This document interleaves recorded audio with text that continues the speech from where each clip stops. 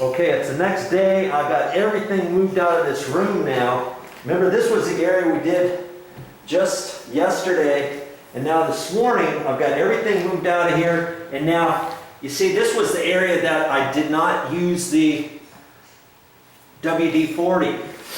And see how I got all kinds of little things going on here. I scrubbed and scrubbed and scrubbed on this until my hands were raw, and I got it this good without using the WD-40. Now I'm going to take the WD-40 right there, and I'm going to keep going on this. It's not going to take me that long to blend this in, but the WD-40 will get all of this stuff off and blend it all together so that the floor looks like this. Well, I guess I better get going.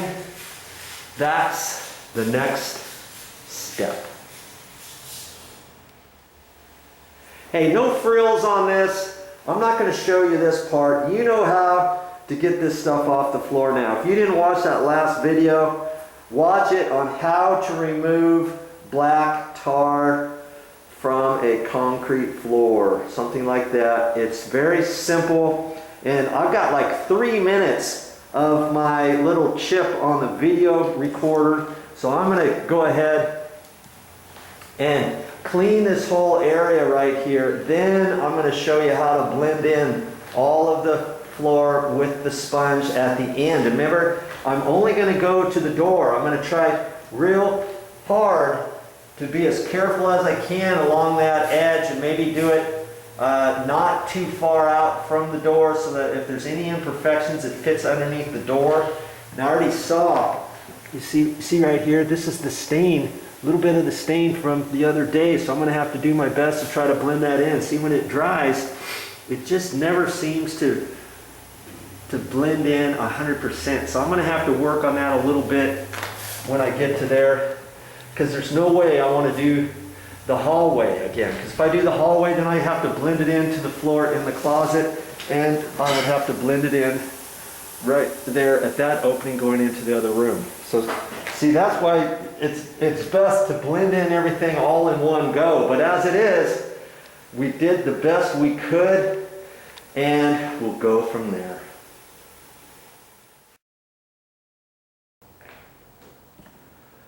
Now, I'm pretty pleased with that. That now blends in with this other section of floor that I got done here.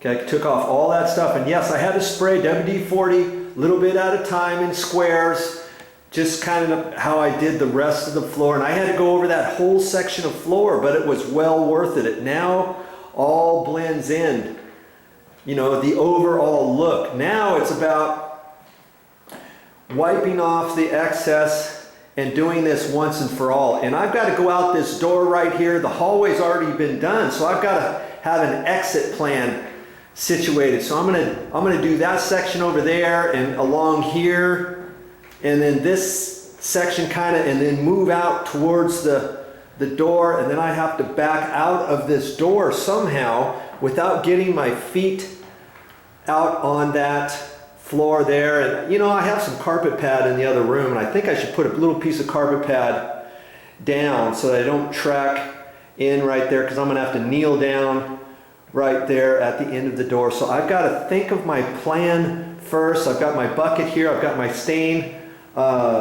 sponges here, I've got my knee pad here in case I need it, I've got my cleaner here, my scraper, and a couple brushes over here. I've even got a screwdriver to turn on and off the camera because I'm here by myself. Once I start this, my gloves over here are just going to get wasted, and I don't want to start touching my camera. So I've got to have things kind of planned out. So I'm going to get my carpet pad over here and get ready to go. Now I'm just getting ready to blend all of this together, the floor, and make it look all nice and even. Well, there's a few things that no matter what I do, it's not going to come out exactly. Now see here where the old tile locations were, a couple of them are showing right there. And that has nothing to do with any more glue on there. I rubbed and rubbed and rubbed and rubbed.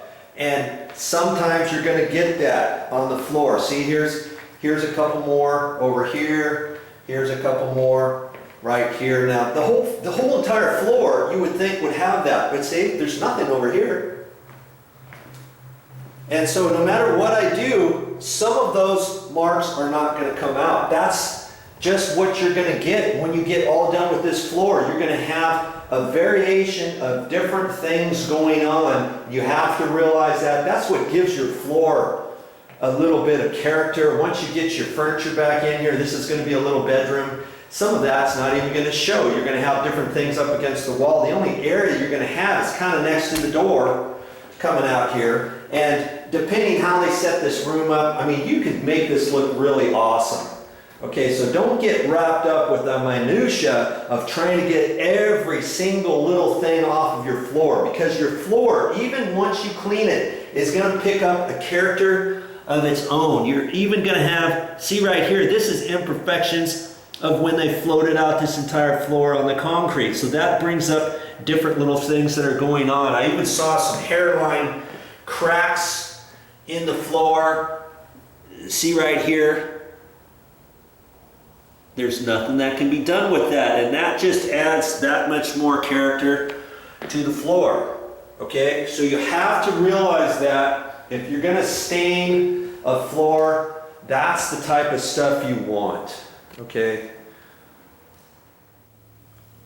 Here's another thing you're going to have to be kind of thinking about. Well, where is a good place to start in this room?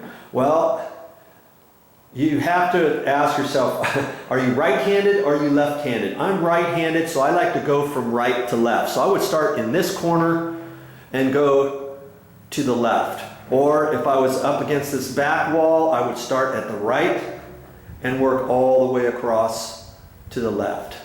Okay? So decide that and kind of have a little bit of a game plan, like I said. Have all your stuff set up so you can do it. Now here's the other thing I gotta have in this room. I still have my bucket with all the stuff that I took off. Now, if I need to put any darkness on, I can take my sponge and I can dip a little bit into there if I need to, okay? So I'm always gonna have that at the ready, just in case I take too much of this off or if I feel like it needs some, okay? All right, let's do it. Well, that's all I have for this time, but I'll be back with more videos.